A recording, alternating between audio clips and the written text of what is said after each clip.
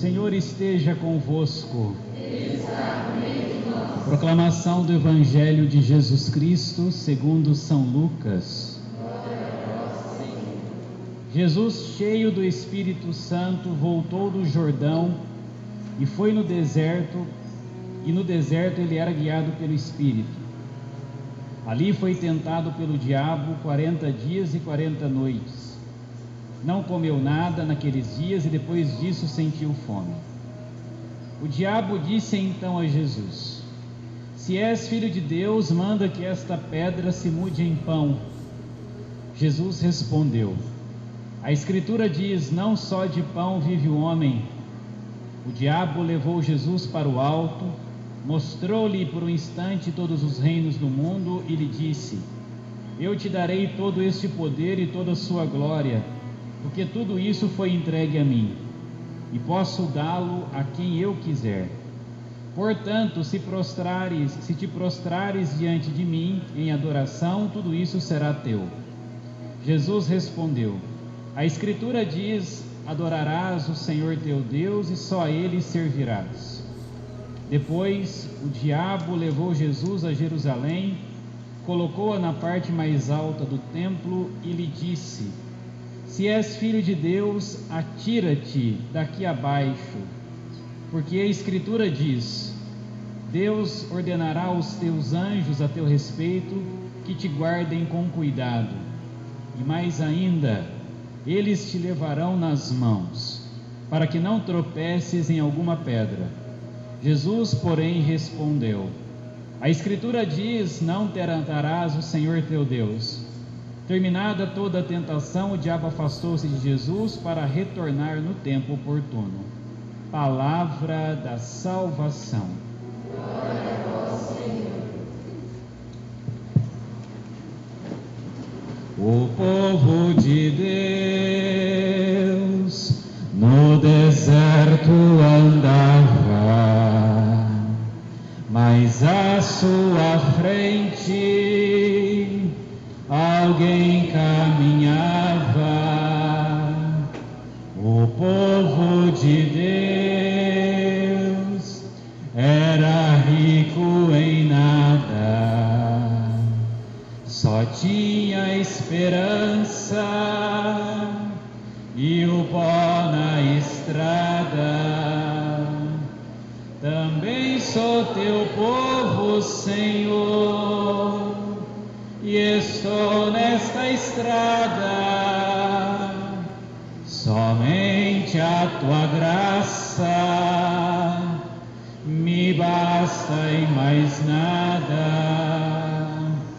Também sou teu povo, Senhor, e estou nesta estrada, somente a tua graça me basta e mais nada. Vinde, Espírito Santo, enchei os corações dos vossos fiéis e acendei neles o fogo do vosso amor. Enviai o vosso Espírito e tudo será criado e renovareis a face da terra. Oremos. Ó Deus, que instruístes os corações dos vossos fiéis com a luz do Espírito Santo, fazei que apreciemos retamente todas as coisas, segundo o mesmo Espírito, e gozemos sempre da sua consolação. Por Cristo Senhor nosso. Amém. Todos os anos, no primeiro domingo do tempo da Quaresma, na liturgia, na igreja, a gente escuta o trecho do Evangelho, que pode ser de São Lucas ou São Mateus, que conta a história de Jesus que no deserto passou 40 dias e que lá venceu as tentações. E isso com muito sentido, porque é esse episódio, basicamente, que traz o sentido do tempo que nós estamos celebrando. Nós estamos celebrando a Quaresma. Quaresma lembra o número 40. Na Bíblia, 40 tem muitos sinais, muitas expressões. Por exemplo, o povo de Israel passou 40 anos no deserto. Mas o importante é o seguinte: Jesus passou 40 dias e 40 noites no deserto jejuando. No final desse período, ele enfrentou a tentação, venceu e começou a sua missão. Diz o texto de São Lucas que foi o Espírito que levou Jesus para o deserto. O que significa isso? Nós acabamos de ouvir o comecinho do Evangelho de São Lucas.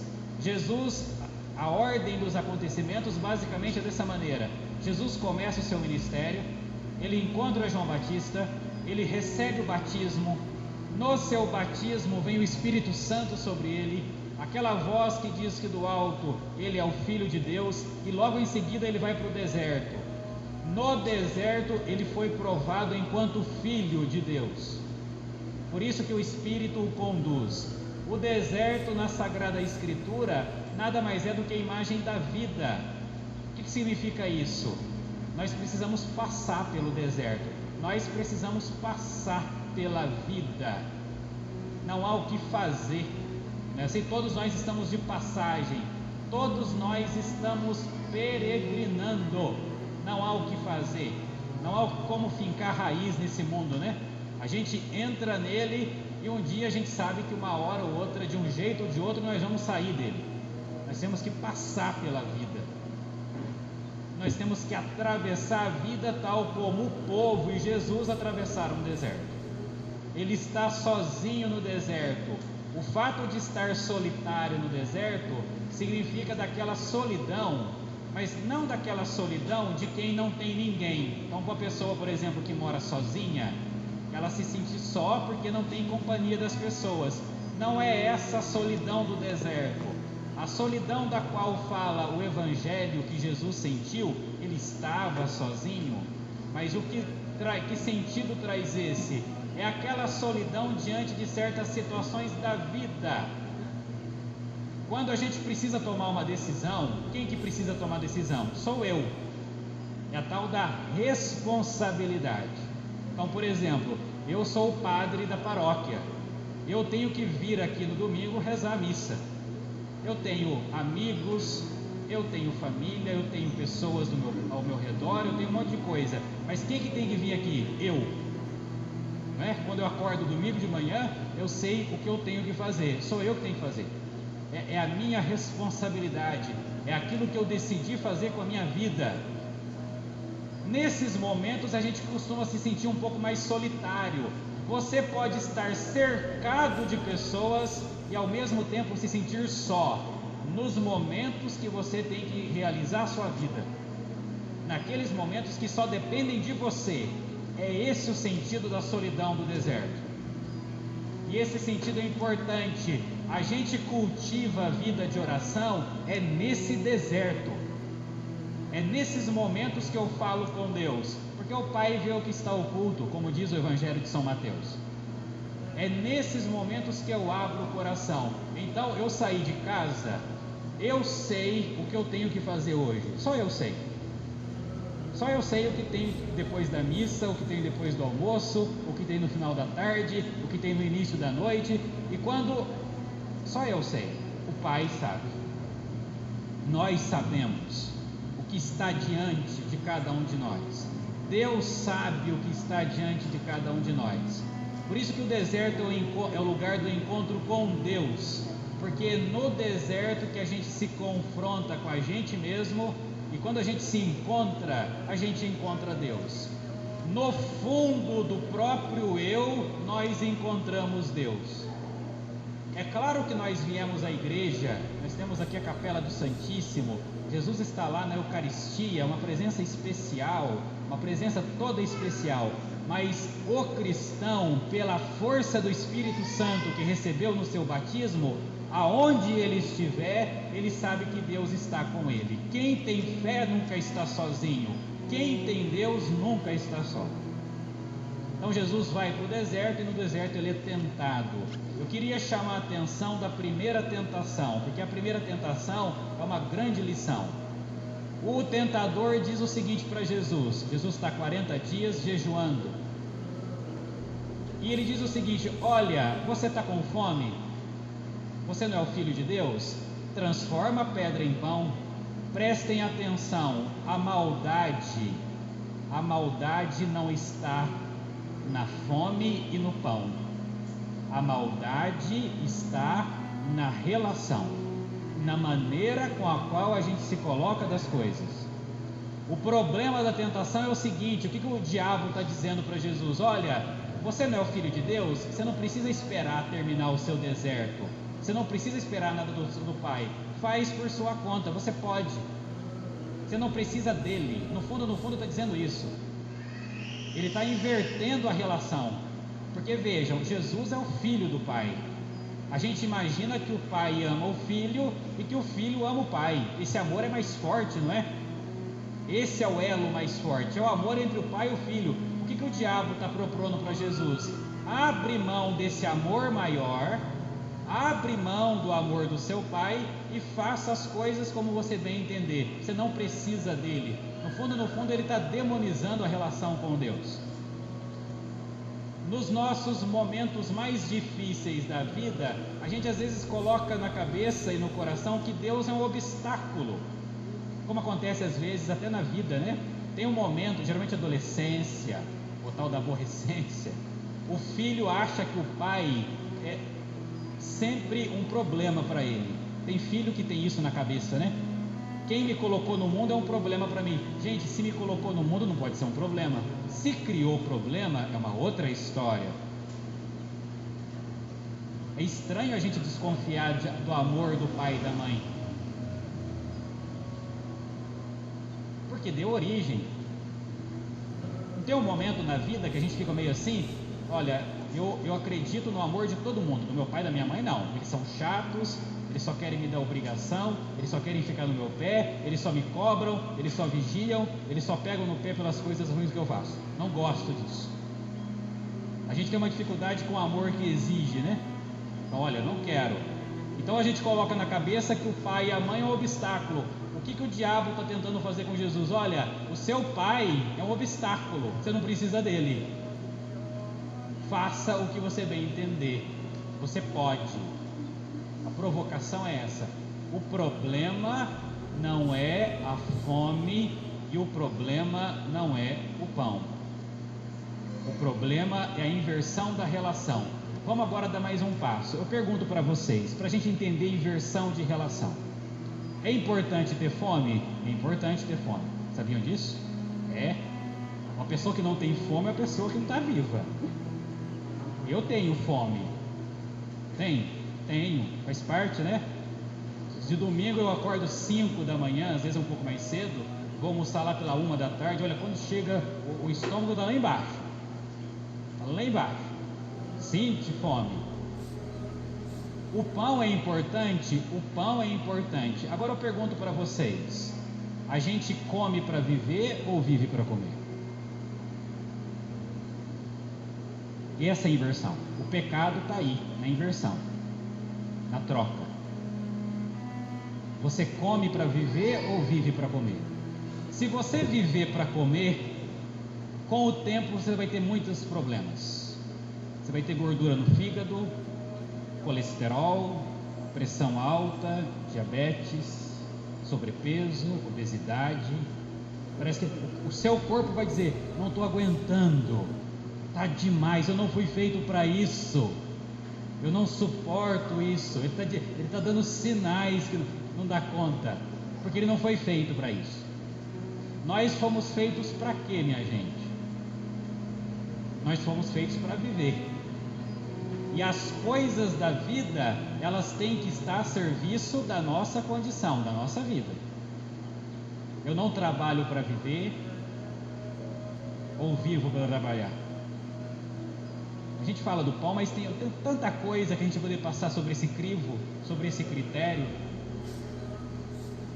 O pecado, a maldade nasce da inversão da relação. O demônio está dizendo assim: coloque a sua fome e o pão acima do amor que você tem pelo seu pai. Esse é o ponto. É uma inversão de ordem. A gente começa a se perder nas coisas a partir disso. Por exemplo, vocês, o ministério é o meu amor maior. Eu escolhi ser padre. o meu amor maior é isso aqui, é fazer o que eu estou fazendo. O dia que eu começar a colocar outras coisas e pessoas acima, eu vou começar a me perder naquilo que eu estou fazendo. Vocês que são casados, bem, vocês escolheram viver ao lado de uma pessoa. Esse parece que é o amor maior, né? Esse é o ponto. Às vezes tende, eu queria colocar uma outra coisa no lugar. Não, mas eu escolhi amar essa pessoa.